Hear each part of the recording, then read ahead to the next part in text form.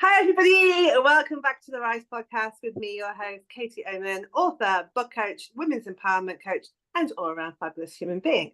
I have created this podcast series because I really believe in the power of stories. I believe they have the power to inspire us, empower us, support us, and make us feel less alone. And so we all need a little bit of that at the moment. So I have credible people on and just chat to them about their journey and where they've been and what they've learned, in the hope that we can all get a little bit of light in our lives, you know.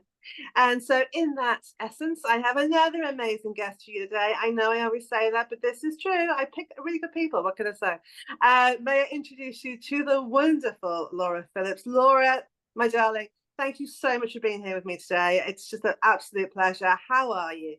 I'm good, and thank you very much for having me on your channel. You're very welcome, darling. It's an honor. I feel like I've known you forever, and yeah, we've never actually done this before, so it's cool, right? I know. The joy of social media, right? It really is. Yeah. But yeah, so let's get into it. As anyone who watches these regularly will know, I don't introduce people properly because I think it's kind of cringe. So I let the guests introduce themselves. So Laura, tell us about you. Who are you? What do you do? All that gorgeous stuff. I am a mindful doodler. That's what I would categorize myself as. Yeah. So I run a business where I am teaching people how to bring mindfulness into their lives via doodling. So it's kind of a mindful moment, but also helps to boost creativity as well. Love that. Love that. Yeah. God, it feels like such a it's art therapy, I suppose, in a way that I've not necessarily seen before. And I think it's great because I think it's not really a question, it's just a comment. I think that we are taught, perhaps, or we're given the story and the message that we're supposed to create for something to go ta-da, right? And kind of being like, it has to be a level of perfectionism to it. And actually doodling it's more of a free flow, right? It's more of a, you just do whatever you're called to do. And I think it's great. I think it gives people something in a different way. Yeah, it does. And it also proves to people that everyone is an artist. Because I've often had people who started a workshop with me and said, oh, but I'm not very arty. I'm not sure if this is going to be right. And I'm like, just go with the flow, see what happens. And then at the end, they're like, oh my God, look what I've created. And I'm like, yes, exactly. So true. Oh my God, it's so true. I used to believe that I wasn't very good at art. I've always been a creative person, ever since I can remember. And, you know, obviously I love story and words and stuff, but I was I was given the message at school by my arts teacher that I just wasn't good enough to do the art GCSE, right? I went to an all girls grammar school, and which shall remain nameless. And I wanted to do art GCSE, and to get onto the GCSE, we had to do an exam or a test to get on the GCSE. There were only 20 spaces, kind of random, but sure. And so you do the thing, and then you go and look at the sign-up list, and I was number 21. And she came out of the room, and that's what she said. She looked at me. I was looking at the list, and she just looked at me, and she said it to my face there and then. And I was just like, it broke me. Not to the point of like I started crying or anything, but like internally, I was just like, something snapped that day. That it literally has taken me until last year to start letting myself paint, because I really wanted to, but I just wouldn't let myself do it. I mean, you must see people like that all the time. Yeah, I do. And it happened to me too. Like I always drew as a child. Like we actually, when I was home last week at my parents, we were watching old home videos, and there's so many video footage of me just like drawing. That is what I did constantly. I loved art so much. I'm the same. When I was at school, I was told I wasn't good enough, but I was told I wasn't good enough because I wasn't doing what the teacher wanted us all to do, because he had a certain style. And it really knocked my confidence because I was such a kind of shy, nervous child anyway. So that just, I didn't even try and fight to prove. I just was like, oh, okay. And then just was like, I just give up. So for years, I didn't have the confidence to do anything with my art. And yeah, it's taken me a long time to get to this point, and I'm so glad I'm on it now, finally. Yeah, that's the thing, isn't it? All art is subjective, right? Yeah. So it's only somebody's opinion of what makes good art, right? And we all like different things.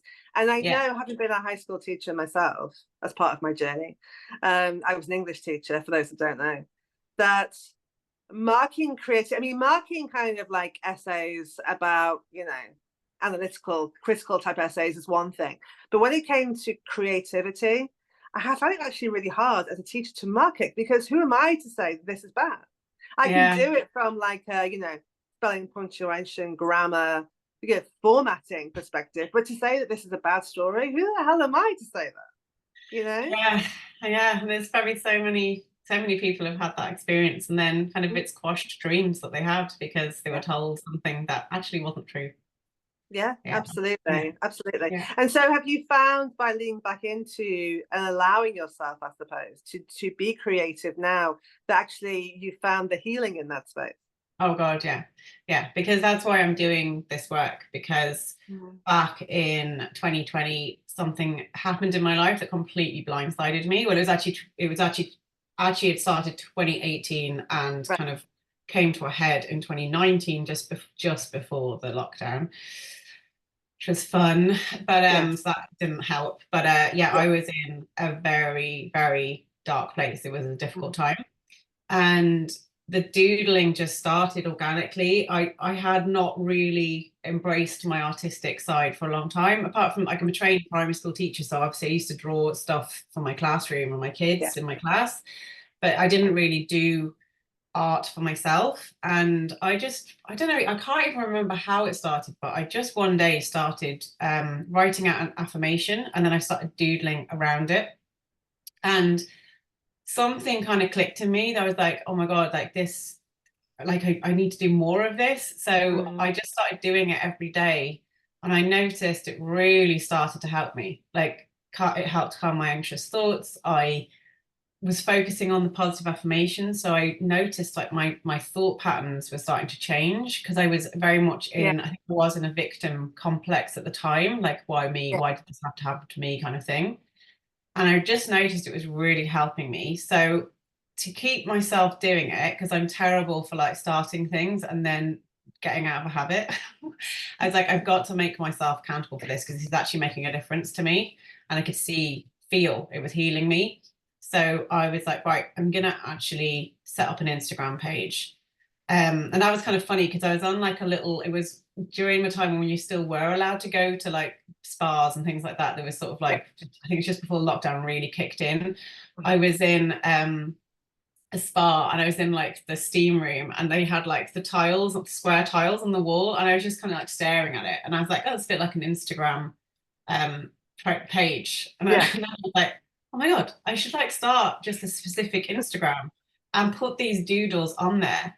Not necessarily for people to follow me and see, but just to like make me put it up every day. So that's what I started doing that night. I went and created an Instagram page. I actually called it Soul Love at first, because I was trying to like make something to like help me to remember I'm healing myself. And so I started daily like posting a little picture of just literally like, it was scrappy, like a scrappy little notebook that I do them in. So it had like lines and everything on it, and just write an affirmation, doodle around it, post it up. And I was like, right, I'm going to do this every day and see, like, try and do it for like as long as I can and just keep it up. And like the transformation was unreal. Like, and I kept doing it. And then I started getting followers. And then I had a book publishing company start following me from Galway, because I'm based in Ireland now.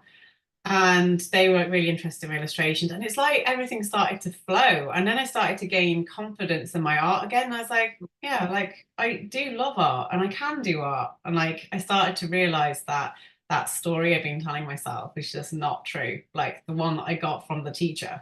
I was like, no, I can do art. Like I can, That's the thing, I can create.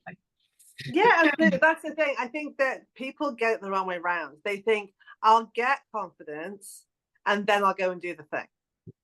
I think if you wait for the confidence to arrive by itself, you'll be waiting for the rest of your life. It just won't come. Do it. It won't come, because actually the right way around, the accurate way around, is do it when you're not confident, and then the confidence comes from the doing, right? So everyone has to start feeling wobbly and unsure and having imposter syndrome and feeling that this is crap and what am I doing, and the more you do, like you say, the more, and you start to see that actually it is, and you're getting positive feedback from other people, and you see that growth, that's where the confidence comes in. It doesn't matter what it is. You know, people will go, oh, well, I'm not drawing. And it's not, we're not talking about that. We're talking about anything. You have to start scared and unsure, right? Totally, 100%. And that is what happened with me. And then it's grown to where I am today, and I'm doing what I love. I took a career break from primary school teaching, because luckily here in Ireland you can do things like that, which is a fantastic opportunity. And last month I handed my resignation in. So I'm so happy. Wow. How did now that I'm just feel? like, yeah, oh, so good, so good. Because like I can over here it's like supply teaching is called subbing. I can still do subbing. I can still keep my foot in the door with teaching, but now I can fully go all in on my business, and I'm so happy because now I get to do what I love every day and help other people connect to their creative kind of flow. And like, because I've had so many people say to me, but I'm not arty, and then by the end of the workshop they're like completely blown away about what they've created just from simple doodles. Yeah, it's so good to see. Oh, it's Literally amazing. lights me You can up. see you just like light up like a Oh, it does. It lights me firework up when so you talk much. about it, right? Yeah, I get so excited. Yeah, and it's been such a funny journey to get to this point, because I've been on career break 2 years, but I've only just started the mindful doodling since last October. Right. So it took me a while to get to the point of what I wanted to be doing. Yeah. And it's funny how it came full circle, because it was just last summer I was like, what was I doing when I first started this journey? When I had the moment that like at the time I thought was like my whole world was falling apart, and it was like everything had to fall apart for it to come together again. That moment was when I was started myself just naturally doodling. And last time I was like, Laura, that has been the thing that's healed you. You need to teach this to other people. And it was like an aha moment where I was like, that's what I'm meant to be doing. Because I tried doing my tarot, and like, no, I think I did a tarot for you with a channeled art piece and stuff. And I was trying to do all that, but something wasn't right with it. And I wanted to merge spirituality with art, but that wasn't what I was meant to be doing. It's the mindfulness, the mindful doodling is like, and ever since I've stepped into that role, it's like the flow is just amazing. Like everything just keeps like slotting into place. And I'm just like, yes, this is what I should be doing. Oh, I love that. Was there a moment then in teaching where you were like, okay, now I'm ready to transition? Because I talk to people a lot, obviously through my coaching, and there are people who really do want to move into something else and have a different, more fulfilling career path. And, you know, unless you're a millionaire, most people can't just stop and start, right? Most people have to do it in tandem and kind of build, because they build their confidence, build like that growth side of it. So what was your moment where you were like, okay, now I'm ready? I think, again, it was all around the same period of time when I was going through what I went through that was quite difficult. Obviously, then we had the whole COVID thing and the lockdowns. I'm from the UK, so I was literally freaking out because it was one time I needed to be able to like get home to my parents and like, or have them come to me, and I couldn't do that. And then we were having to teach online, and I think it was possibly around that moment actually when we were like having to go onto an online space to teach. And I realized that I was so much happier not having to go into the place as well. And I started to really think about, like, for a few years I'd been starting to find the job just not the way, not how it used to be, and it was just draining me. Like I was becoming ill from it, and then on top I was having this other life event happen that was just like compounding that. That was when I started to realize, like, you're not doing what you're meant to be doing, or you're not doing something that's fulfilling you. You're actually doing stuff that's just completely draining you, and you're not living your life fully. And it was then that the seed was kind of planted in my mind that I needed to take steps to get myself to where I am now. So and that takes, it's a process in itself, isn't it? In an ideal world, you'd have the first thoughts and suddenly just change your life. But of course, you have to think about all the logistics and the responsibilities and the obligations and making sure that everything is aligned as it can be. But still knowing, I think, when to take that leap. Because again, if you wait for everything to be perfect, which of course we know doesn't exist, you'll be sitting in that space of, okay, I'll do it in a minute. Okay, I'll do it in a minute. Okay, I'll do it in a minute. You're never going to leap off the ledge if you keep waiting. You know, you have to know where that tipping point is. Yeah. And it was also like, I think the sort of personal event that happened that really kind of blindsided me also woke me up. I think I've been, it is a bit, I do kind of describe it like I was asleep for years and just on this kind of treadmill of like, you know, I'm not really even living my life or even like consciously being in the moment, like just constantly looking towards the next thing, like the next holiday or like something that would make me happy. It was just like, it was this constant like cycle. And I think when this event happened in my life that kind of really took me kind of, I was like blindsided, it did actually wake me up. Like now I'm so thankful I went through it all. Like at the time it was horrible, but now I'm like, God, I'm actually so glad that happened, because if it hadn't happened, I'd probably still be in that life where I was just like this, like not seeing anything, just literally on a treadmill. And it was just, oh, like I my feel life now you is like technical, and that was black and white. It's just insane, the difference. I know, and I feel you so much, Laura. Genuinely, I real empathize with you in that space, because I was living the same. My 20s, I always say I was just kind of drifting through life, looking for something, but not really sure what I was looking for, you know, and trying to find the answers in all these different things. And it's like I had a hole in me that I couldn't fill, right? And so like, I tried men, I tried going out, I tried shopping, I tried, you know, all these different things, trying to find the thing.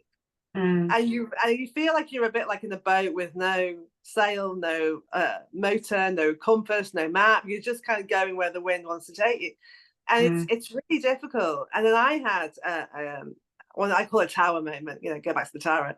My grandparents dying in 2010, and like you say, it's catastrophic. And we're not saying to people watching this that you have to go through one of those moments in your own life. No.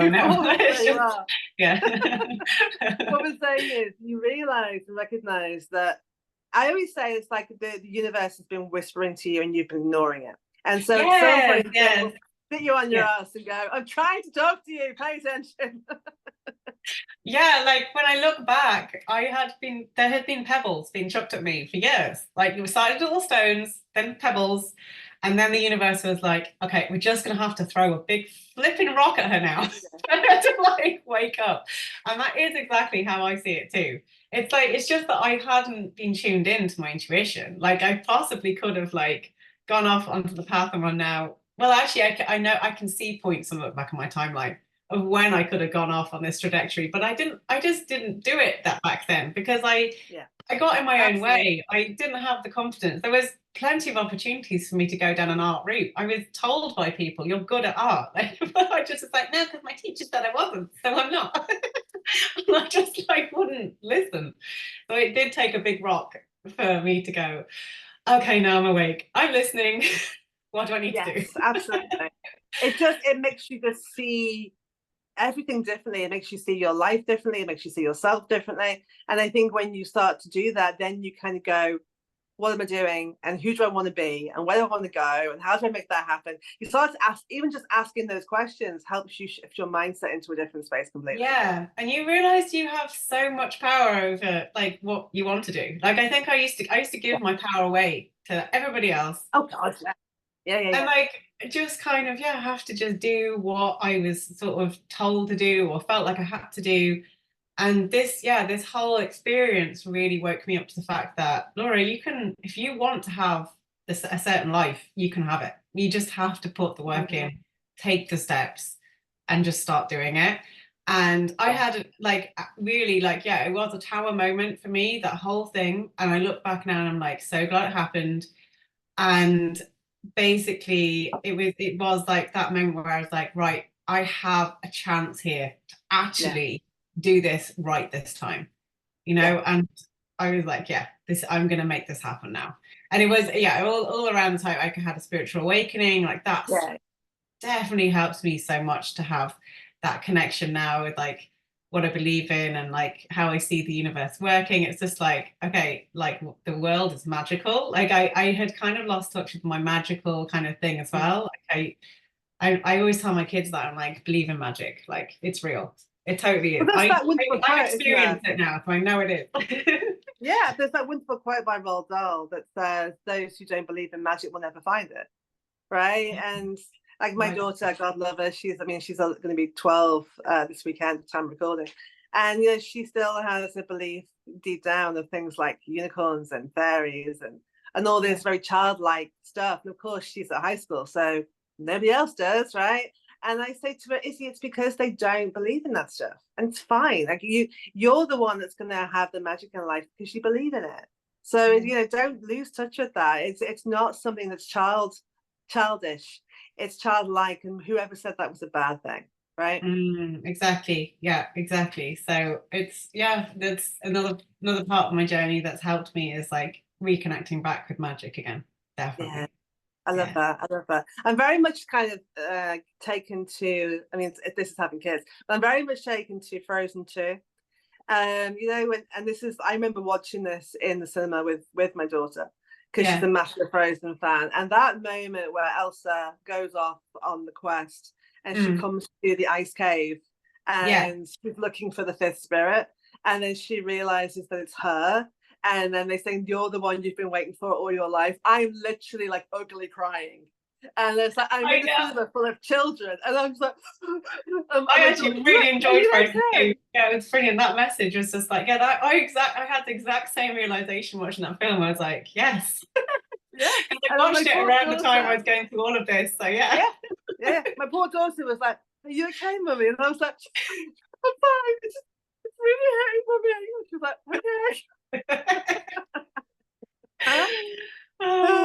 It's good. We give our power away to everybody, and we wait to be rescued. We wait for somebody else to fix what we feel is broken in our lives. And actually, that's what obviously, listening to you, that was your moment where you're like, what am I waiting for? If I want my life to be better, hello, it's me that's going to be the one that does that, right? Yeah, and I was being given such a huge opportunity to do that. So I had a choice, like either I stay in victim mode and decide that I was going to spend the rest of my life being really bitter, or I choose to forgive and move on and make a new life for myself and my children. And that's what I've done. And it's all worked out really, really well. So, I'm like, really good relationship with my kid's dad, and like it's just like, and I'm in a new relationship that's just incredible. He's like so supportive, he's my complete cheerleader, and I'm just like, wow, like I can't believe I'm literally living a technicolor life now where it's black and white before, and it's unreal. It's amazing. I mean, that's not inspirational. I don't know what it is, right? Yeah. Yeah, it's fab. But like, and actually at the time, just talking about Frozen 2 there, I actually was reading your book at the time as well. That was like transformative for me, because that's when I first found you, was reading your book.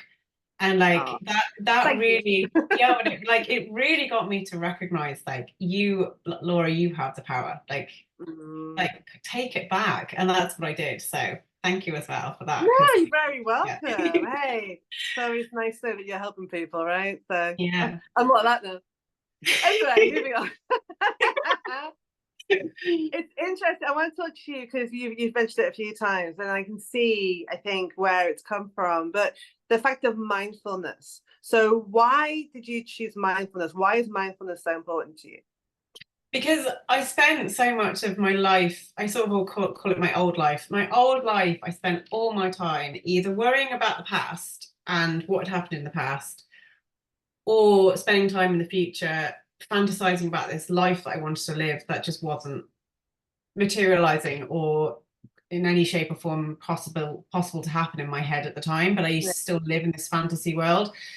Or like, like I said, like I'd kind of be, I'd go back to the start, we'd be in school for the start of the term, and I'd just be spending the whole time like waiting for the next holiday, because I just literally just trying to get to that point.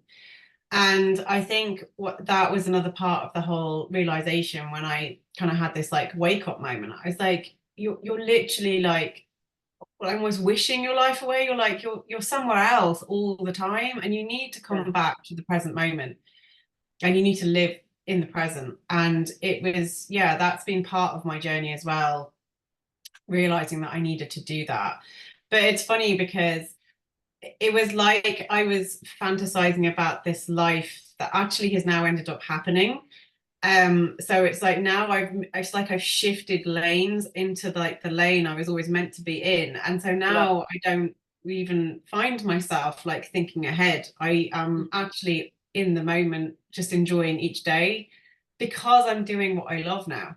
So I don't need to be off in a fantasy world, kind of picturing what it could be like, because I'm actually making it happen right now in this moment. So that's why it's so important to me. And it's like why I want to teach this to other people, especially like the doodling idea, the mindful doodling is like, you know, people are very busy. I'm very busy. I find it very difficult to carve out time to sit and meditate for 20 minutes. Like that's just not going to happen. I try and I end up sitting there thinking of all the things I should be doing rather than actually meditating.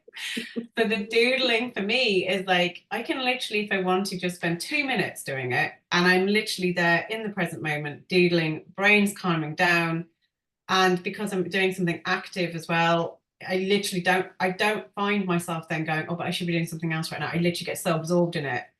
And then I can leave it and go off and do what I need to do. But I've literally, at least if I've just spent 2 minutes doing it, it's like helped me just to calm, ground, kind of recenter myself.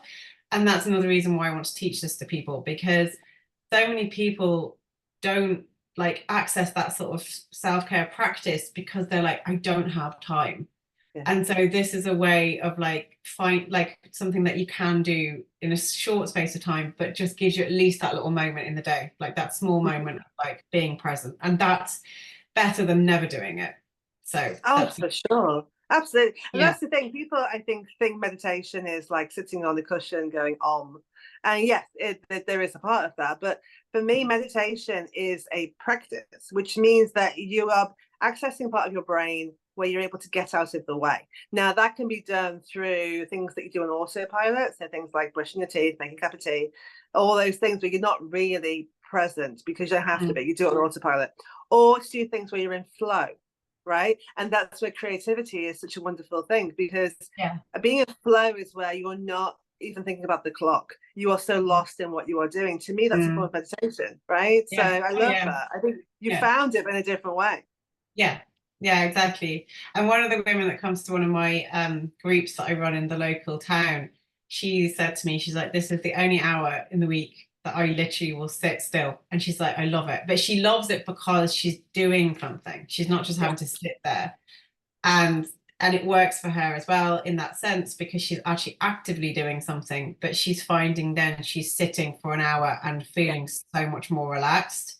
So yeah, it's great. It's really, really good technique. And I'm just really pleased that I finally recognized that that's what I should be doing. And I feel like so, so much happier now. I'm kind of on this path and know what I'm doing, and I'm teaching it to people and helping people. Yeah, that's the thing, isn't it? I mean, I used to kind of be that person where like I felt like I had taken the wrong turn or I'd wasted time. Yeah, especially, you know, I say in my 20s, I was desperately trying to find the thing.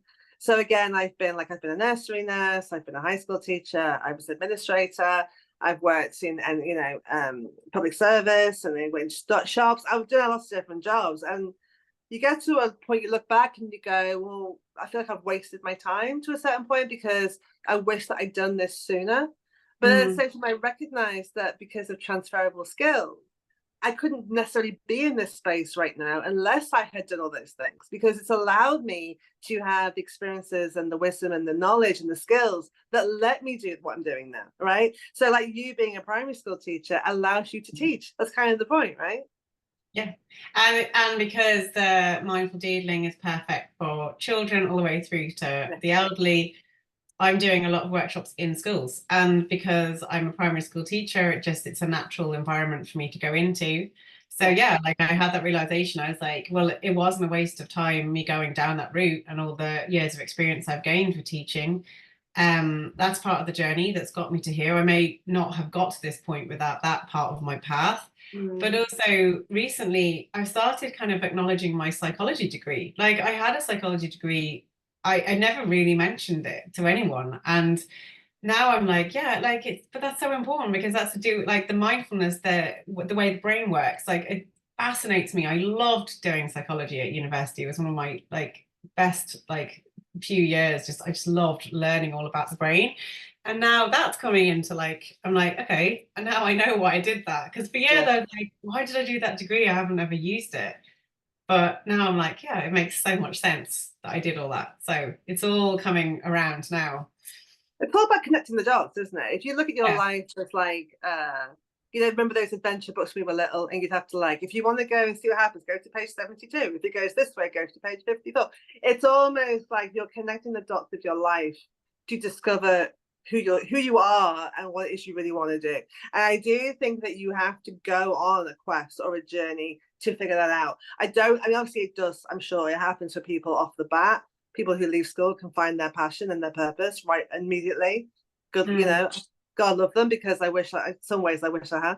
But I think for the majority of us, we do have to go and like figure it out and put all the steps together and put the dots together. And like I say, it's getting to that end of the rainbow kind of feeling of like looking back at the yellow brick road and going, oh, I can see the journey now, Yeah, definitely. Right. I can, when I look at the timeline of my life, I'm like, oh my God, I totally see why this all had to play out the way it has.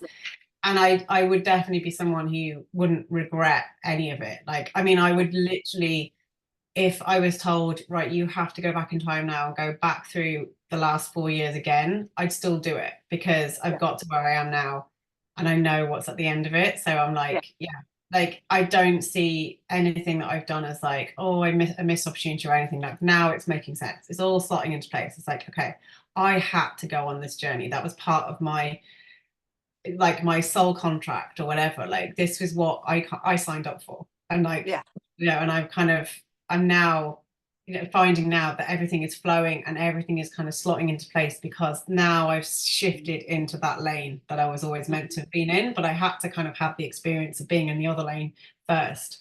Yeah, exactly. I totally agree. So for somebody who's watching this and thinking, this all sounds great, but like, I mean, aside from working with you, obviously, but like, where do I even start? If I'm sitting here at home and like, I want more time for myself and I want to have this space, be more present, I don't really know, like, how would they even begin this journey, do you think?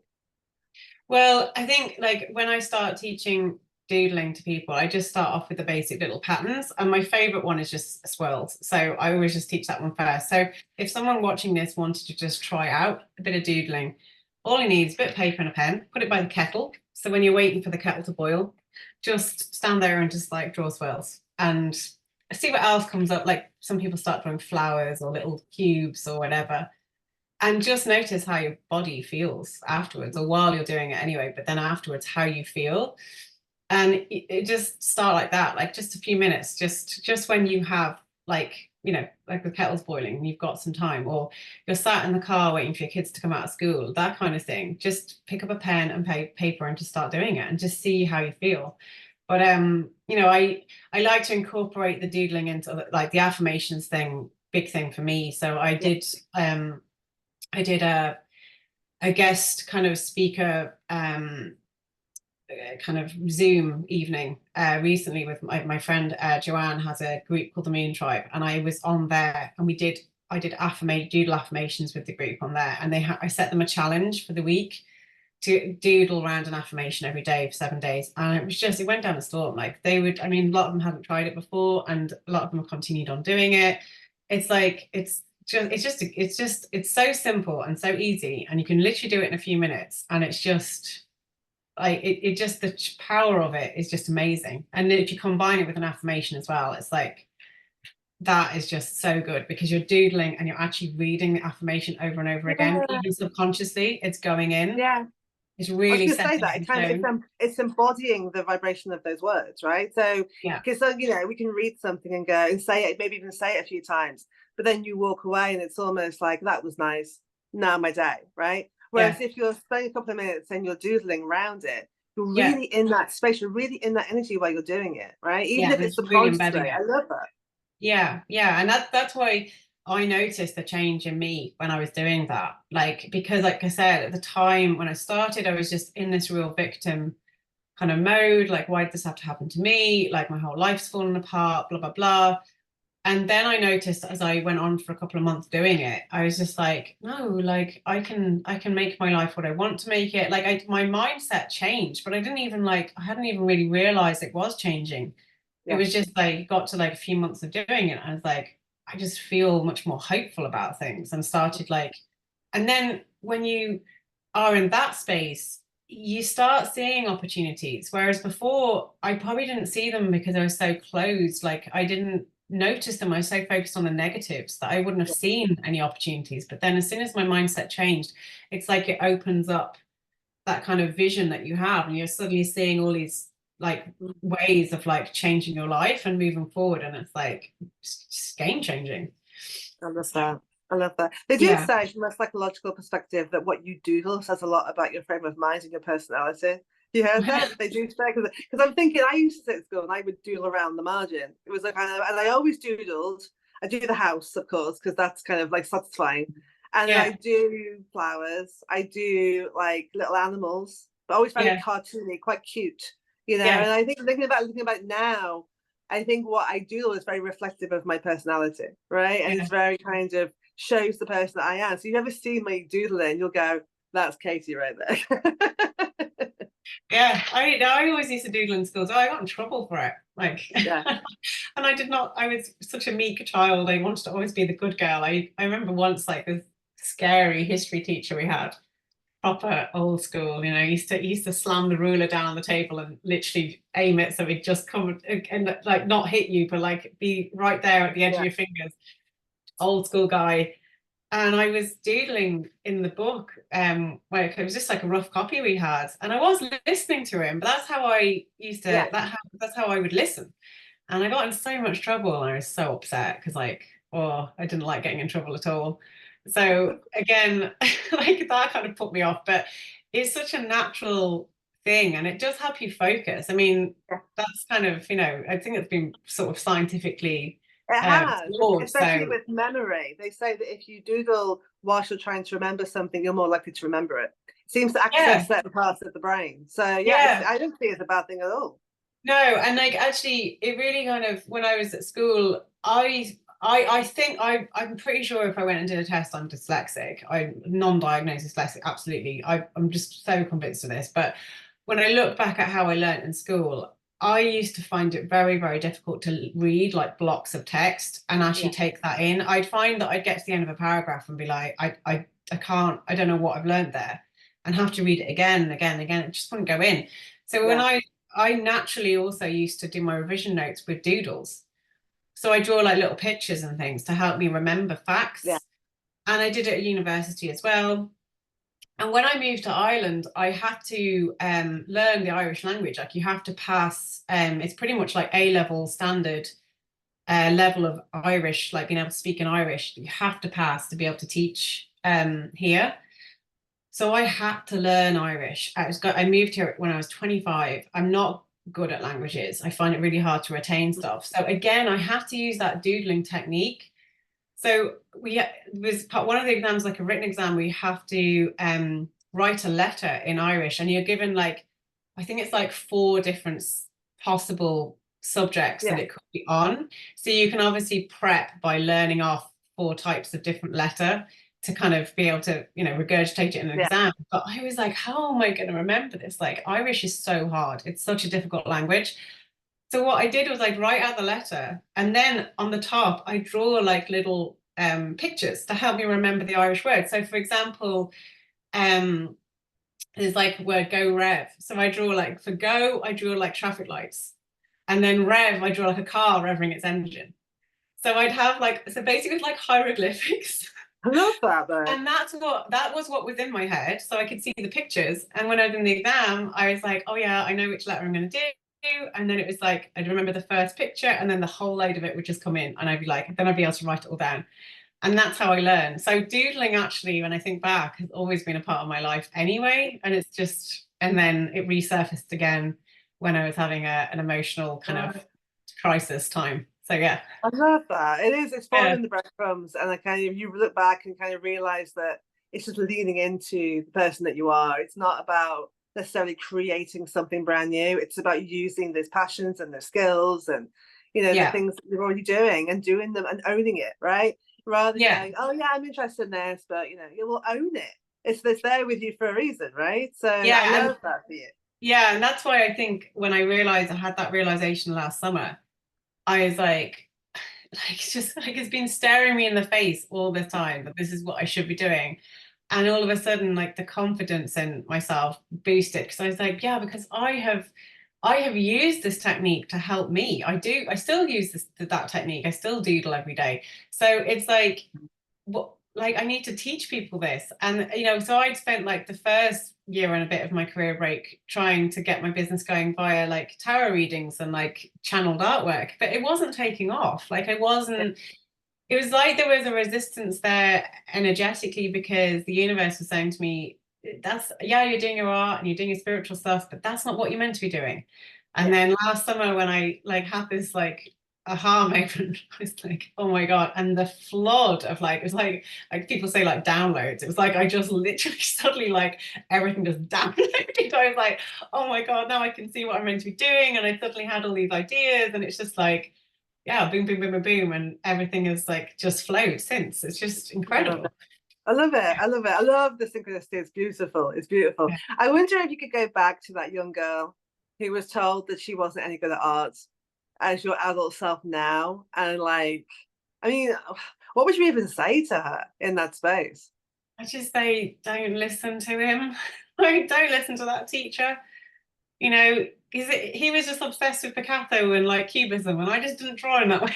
So it's like, I just would say to myself, like, you know, just do your art, do your thing. Do not listen to other people's opinions. I mean, that has been the main thing that's held me back all these years anyway, is worrying so much about what other people think and taking on board what other people say to me about me. And it's just like, I think it was a huge lesson that I kept having to repeat until I finally have gone, yeah, no, I'm just going to do me and like literally focus on what makes me happy, and I can help people. I can help people with this. So yeah, I tell myself, do not listen, don't take it on board, just ignore it. I wish I had.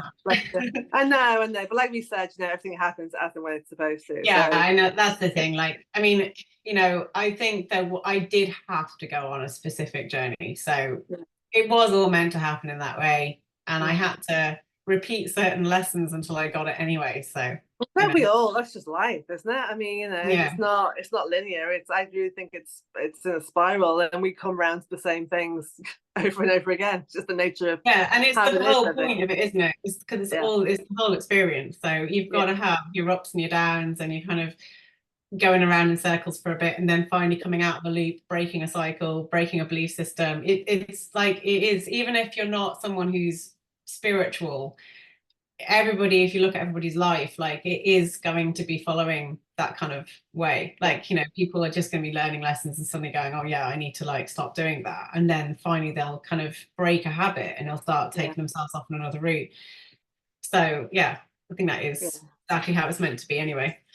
Absolutely, absolutely. So for people who perhaps are interested in what you're talking about and, you know, want to kind of learn a bit more or connect with you, where can we find you online?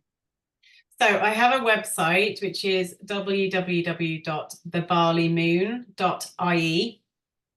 And I have like everything on there to do with like workshops I hold and things like that. And I'm now starting to get myself organized to go online as well. So I'll have online courses.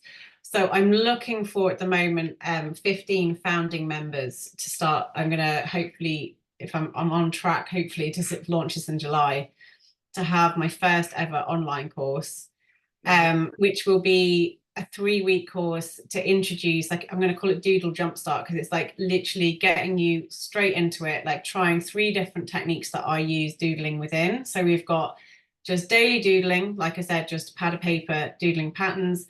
We're going to have doodle affirmations, which just definitely my favorite.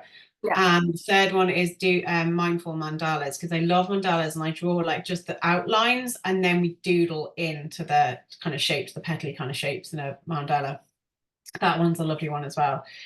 And yeah, just kind of give people a little chance to like try it out, and then that's me kind of, then I'm going to start putting up courses, and anyone can access it then from anywhere in the world, because obviously I do a lot of face-to-face stuff, but that's I can only do it in this area, so I want to kind of bring it to everybody if I can. Yeah, for sure, absolutely. In this Yeah, times and spaces that we live in, you know, with obviously I think there's greater anxiety and fear in the energy than there ever has been, and I think yeah, having people need something like this. this to help, I think is it feels very timely, you know. Yeah, definitely. And I think as well, like I said, I'm drawing from the experience of being like busy, like, you know, me and my partner combined have 5 children. Like I have 2, he has 3. So it's busy, you know, and then I'm trying to obviously get my business going. So I'm exactly in the same boat as other people, where it's like I really struggle to find time for like self-care practice or a mindful kind of practice. So doodling is my go-to, because like I said, you can do it in a few minutes each day. It's literally just, even that is just going to be so helpful than not doing anything at all. So that's what I'm kind of like, you know, I'm hoping to help, you know, busy moms, like families who want to do something as well with their children. I find when I do the doodling with the children, I've done like workshops in the local library and in schools. Oh my God, the kids just love it. Like they really do. And I had a child actually at a school I did a workshop in recently say to me, he was like, I usually don't like art. He said, I really don't like it when we have to do art. I hate art. And he said, but I love this. I'm really loving this. And I was like, oh my God, this is brilliant. And he said, yeah, I'm going to do it when I get home. And I was just like, this is what it's about. Like he you know, he completely started recognizing he had this creativity inside of him, and he was like unleashing it all. And he was like, yeah, this is brilliant. So he was going to go home and doodle at home. So I was just like, this is what it's all about. So yeah, so you know, I actually lost my thread now what I was saying, but anyway, that's like, but that kind of stuff just lights me up. I'm just like, I just want to spread it to as many people as possible and show people that this is a manageable thing. You can bring it into your life, you know, easy peasy, and you don't have to be like sitting on cushions and having incense lit and like spend an hour sitting in a meditation. Like you know, a lot of people do not have time for that, you know, so it's helping people who don't have time for that to find something else they can do. Yeah, and look, we all need this kind of thing now. I mean, the world is just, I don't know what's going on. So anything to help you come back to yourself and just be kind of calm is a good thing. So yeah. Yes, definitely. Well, I'll put all the links under here. I'll put your Instagram as well. Oh yeah, because it's the Barley Moon on Instagram. Yeah. So, and I do try to do, I haven't done one in a while actually, but I try to do little doodle along lives. So I do them for just like short periods of time. Again, you know, the idea is it's just like short, like snappy, just 15 minutes. And then I always put them up as a replay anyway. So there's a few on there. If people want to try it out, they can just go and click on one of my replays and try doodling along with me. And I often have free resources that I'll put up every so often. I have my newsletter. I do a doodle moon for every new moon and every full moon that's free. So if you sign up for my newsletter, you'll get that every month. If you're someone that's into moon rituals, it's a lovely addition, just doodling into a template that's themed to that moon. So I have a lot of people that love doing that as well. So yeah, there's loads of different ways to get started. Essentially, Laura is awesome. It's kind of what we're saying. Laura's going, I'm here to help, let me help you. And so yeah, I'll put everything down here and definitely check it out. It doesn't matter how creative you think you are. It doesn't matter how artistic you think you are. It's just doodling, and everyone can doodle, you know. So yeah, and it's not about being perfect.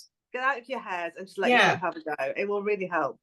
Yeah, exactly. Even if you're just doing scribbles, like it's honestly like you'll get stuck in a flow. It's amazing. You can use like different colors and make it look really cool. It's just like, yeah, it's brilliant. And it really does connect people with their creativity. So I love it. I love it. Well, Laura, thank you so much, my darling. It was an absolute joy to talk to you, and I knew it'd be a good chat. So I thank you so much for your time. I know you say we're both busy women, but yeah, sitting with me and having this chat has been awesome. So thank you. Thank you so much, Katie. It's been brilliant.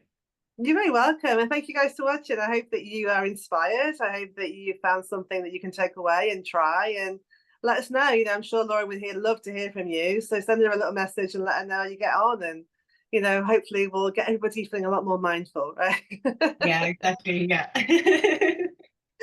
Thank you guys again. Send you lots of love. Be sure to look out for another episode soon. Give me a little like and follow. I appreciate it. And I'm wishing everybody a wonderful, wonderful day. Take care. Bye. Bye.